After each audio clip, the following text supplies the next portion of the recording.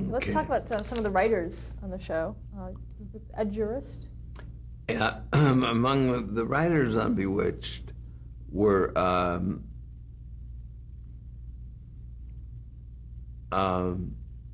Ed Jurist, Mike Morris, Danny Arnold, Bernard Slade also. and Bernard Slade. That was about the, and then we had other writers that would come in to do one or two scripts. But for the most part, we kept it very tight. Were there rules for the writers to follow regarding the scripts? Yeah, well, all of the things that were part of, that made the show what it was, they would have to adhere to. And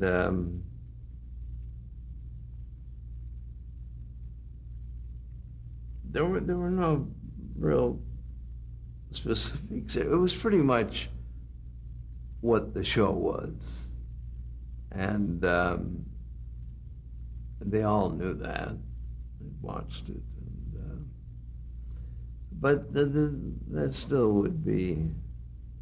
We'd have to rewrite everything just to get the tone of the script itself to fit. But we had as few as we could possibly get. I think that was pretty much it, the of the regulars. One character that we really didn't talk about was the character of Endora. Yeah. Can you describe her for us? Did, the character? Did what? The character? Well, she was written, and we were trying to think of who could play that part, and Elizabeth and I were in New York, and at Bloomingdale's, and there we ran into Agnes Moorehead, and I thought, my God, there she is. I don't know why I didn't think of her. And we grabbed her and said, to explain what the thing was, and she said, "Oh, let me read it. I'm available, and I'd like to do it." So when we got back, we sent the script over to her house and read it, loved it, and wanted to do it. And that was how she happened. What did she bring to the part? What did she bring? Well, she brought the witchcraft really to the series. I mean, it was her mischief, her coming in and never recognizing the marriage, never calling him by his name.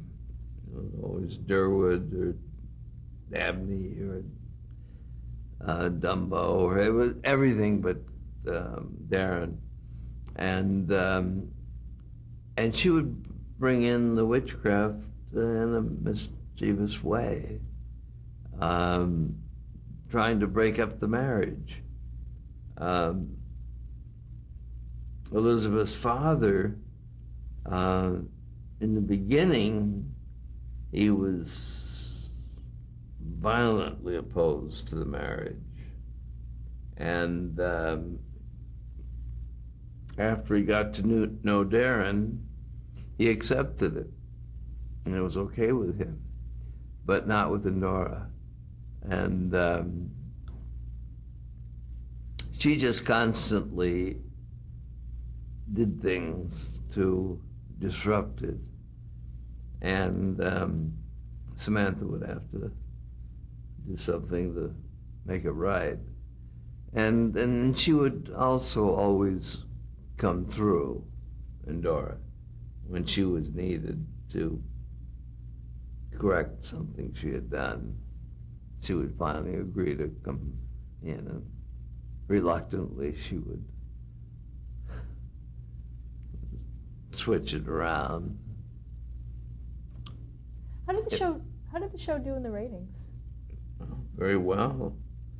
We were number one, number two. We were at the top of the ratings for a long time.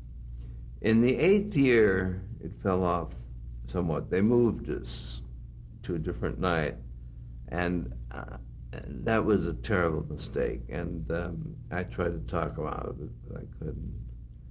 But by that time, this series had pretty much had it.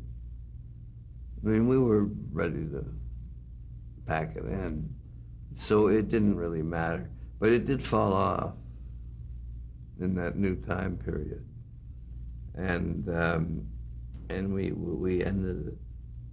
We didn't have a big finish because we weren't sure that we were going to be that we were finished. It was decided afterward, and but it had 8 years. 8 years is plenty. It really is. 9 years when you figure the pilot. Talk about winning the Emmy Award for that series. What did that mean to you? Well, I won it. Alice Pierce won it. And I think those were the only Oscars, I mean, the Emmys that we got on that show. It was very strange. I don't know why. Well, one of the reasons was that Elizabeth was not very sociable. She didn't play the game. She did not participate in the seeking of any kind of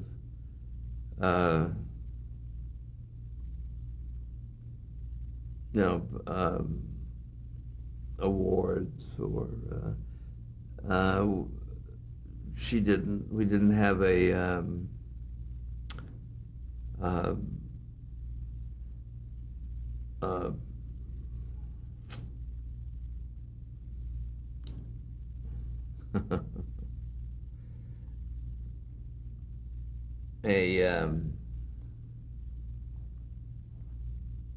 publicity. We didn't have a publicity person. We did for the show, but not individually for her. And I went along with it with her because that's the way she wanted it. She didn't like parties. We didn't go to. We didn't participate in the whole thing that generates Emmys. And so we didn't get them.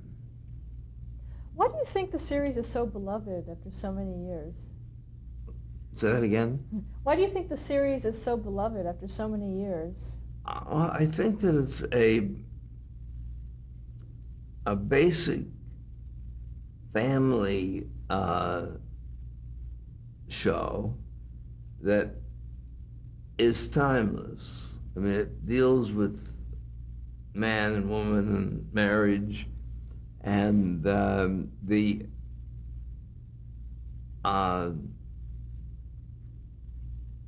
you can, in Minnesota, you can watch a show in which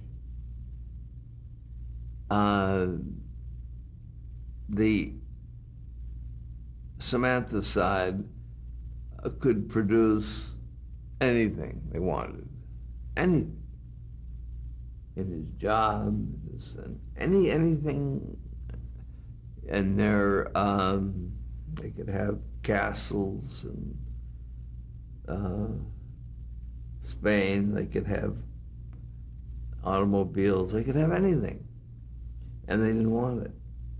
And I think that the audience throughout the country felt, well, that's good. We don't have those things either, and we get along, and it kind of fed that middle class.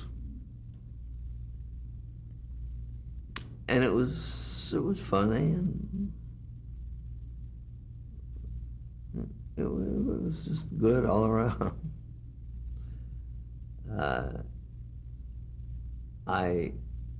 It's like I Love Lucy, which I did, and matter of fact, I kind of used a lot of Lucy material in the writing, and Lucy too is one that just won't seem to die. It keeps going on and on. I mean, Lucy's been 50 years, and it still holds up. And Bewitched has been 43 years or something like that, and it still holds up. I don't know, it just doesn't seem that the other shows, any of them, stand up or hold up the way those two did. It was, When people are talking about Bewitched, a lot of times they kind of clump it together with I Dream of Jeannie. Any connection there for you? well, I had worked with Sidney. We did the Patty Duke show together, and when we did Bewitched, and it was so popular, he got the idea that maybe the Jeannie idea would work, and he went to Columbia with it, and without asking me, Columbia, they made a deal with Sidney to do it, and we resented it a little bit. He took all of our ideas. He did. I mean, in after they were shown, after they were out, and he would copy them. He copied the Serena character exactly, and made her sister, I think, and it became the studio even became a little, well, it became quite concerned about it and took him off of it. It was his show, but they took him off of it. They said, you can't do anymore. If you're going to do these kind of Bewitched shows that are exact steals, he just, we can't have you on the show. So they got somebody else to come in. But then in the 80s, you went on to direct the I Dream of Jeannie reunion. I know. 15 years later. I had worked on Barbara Eden's first television appearance, which was on I Love Lucy. And she was a friend. And when they came to me with that, I didn't want to do it. And then, I don't know, she persuaded me, and I don't know, I did it. And that was, but it was all right. Okay, you touched on the beach party films that you did. Yeah. How did you come to do those? How did I happen to do them? Yes. Well, how did you get involved in those? Actually, the idea came from the American International Pictures. Sam Arkoff and Jim Nicholson came to me to do a beach concept, and they had a script, and it wasn't right at all. it was very, well, it was like all the others. It just wasn't very good. And, or at least I didn't think so. I felt that the beach pictures should be about young people having a good time, with no heavies, no parents, no last names, no sex, just fun. And when I told them that, they said, well, what would it be about? And I said, just what I said, it would be about having a good time. And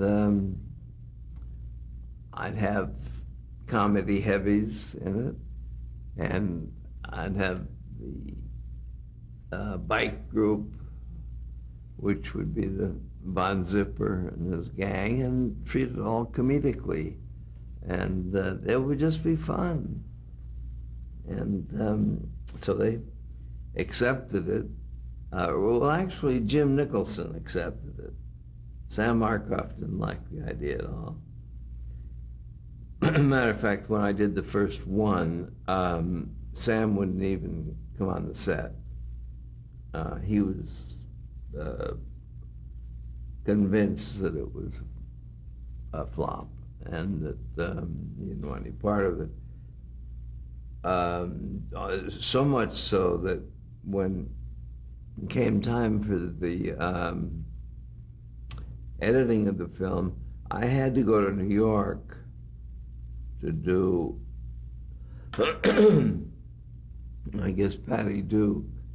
And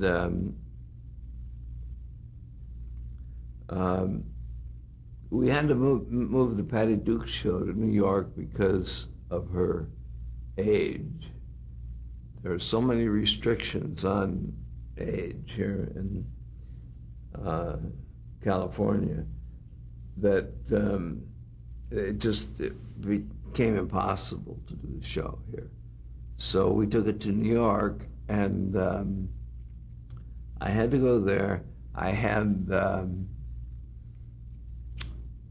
like two more days of editing to do, and I couldn't squeeze it in. I needed to take a Saturday and a Sunday to do it and be in New York on that Monday.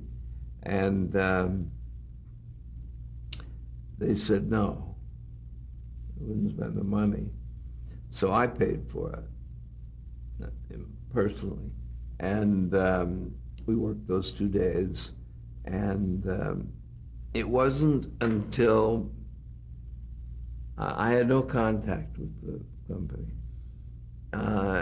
until the picture became a success.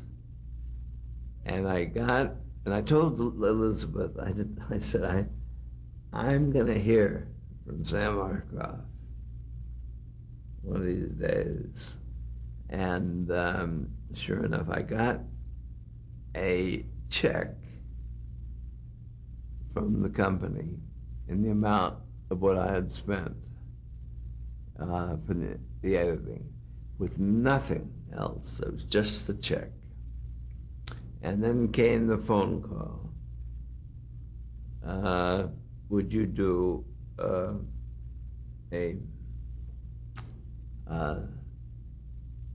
series of these kind of pictures?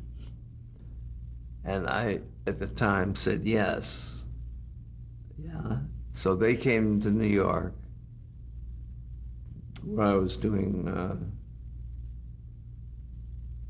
Patty Duke, and we met on a story and agreed on what it would be, and we agreed on a certain deal that would make me owner with them, and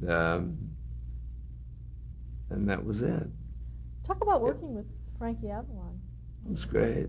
Frankie was terrific. How about Annette Funicello? But they were both great.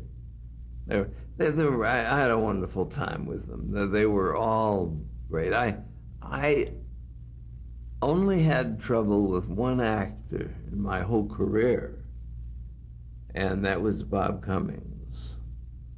And it was in a beach picture. Yeah.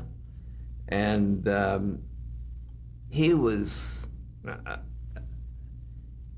was in the first beach picture, as a matter of fact.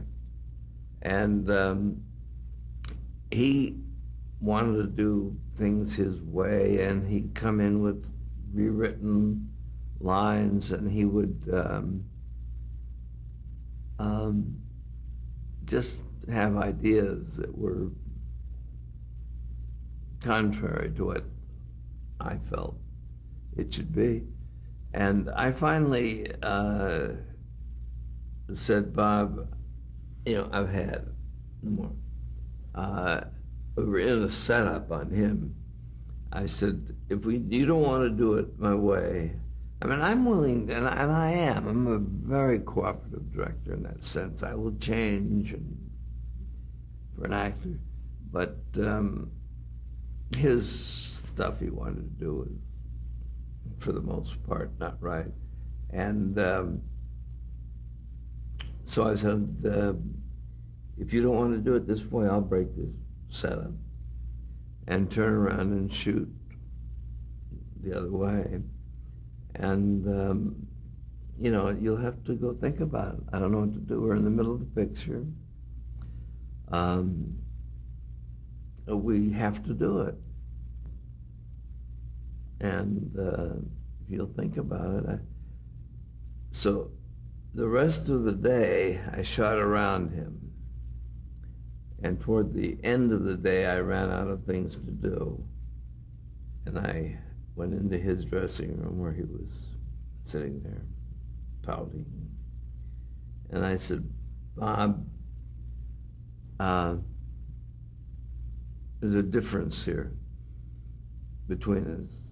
And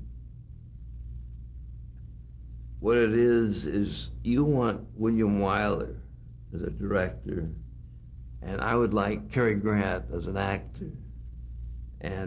But you've got me, and I've got you, and why don't we just go ahead and make the picture?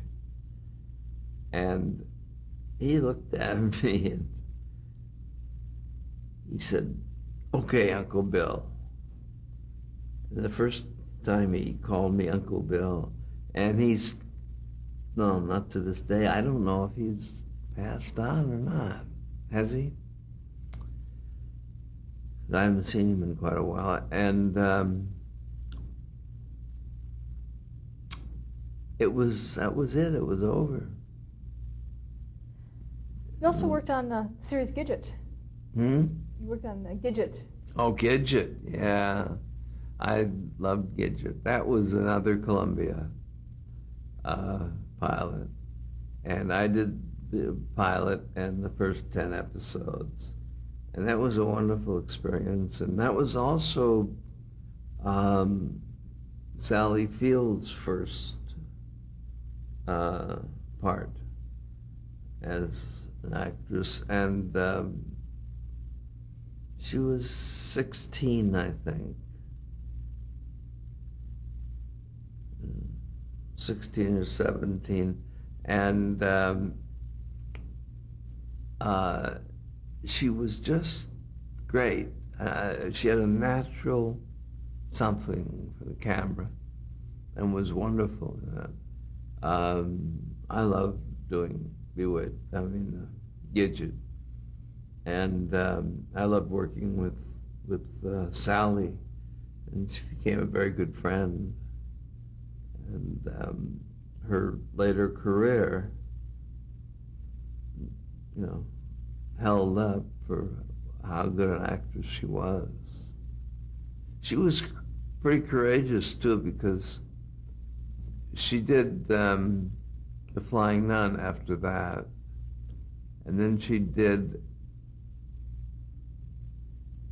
or they wanted her to do something else, and she said, no, I don't want to do any more television. I'm an actress and I want to become an actress.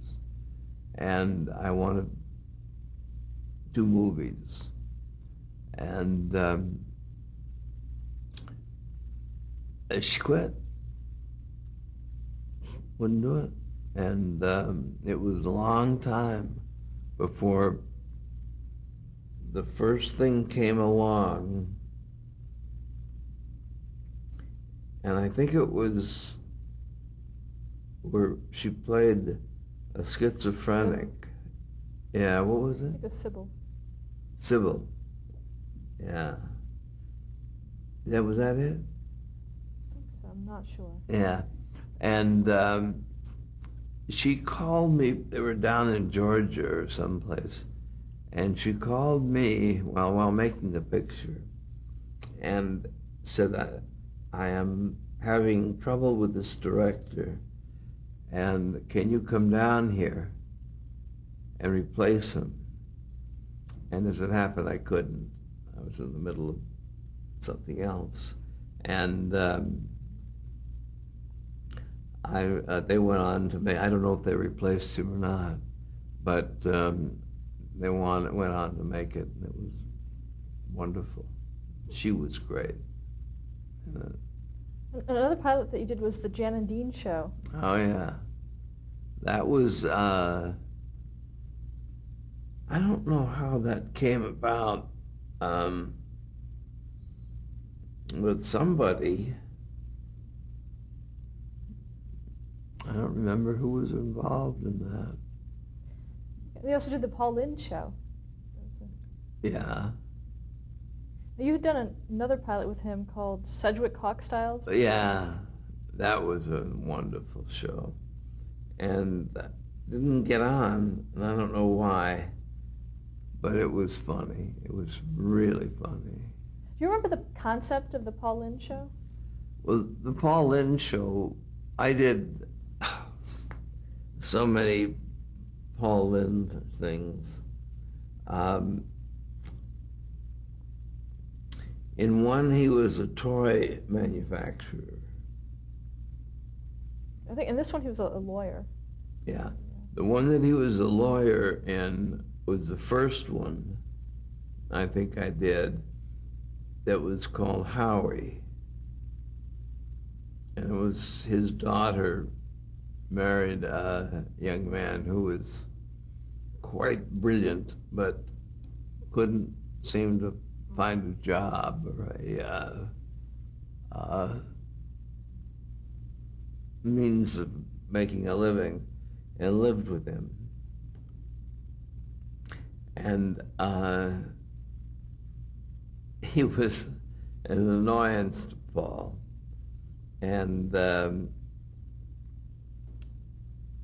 it was very good. I don't know, but it didn't sell.